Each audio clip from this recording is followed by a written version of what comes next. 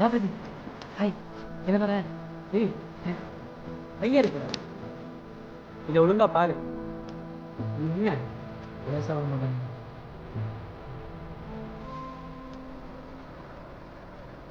அவ எப்படா இங்க வந்தா எனக்கு தெரியாது.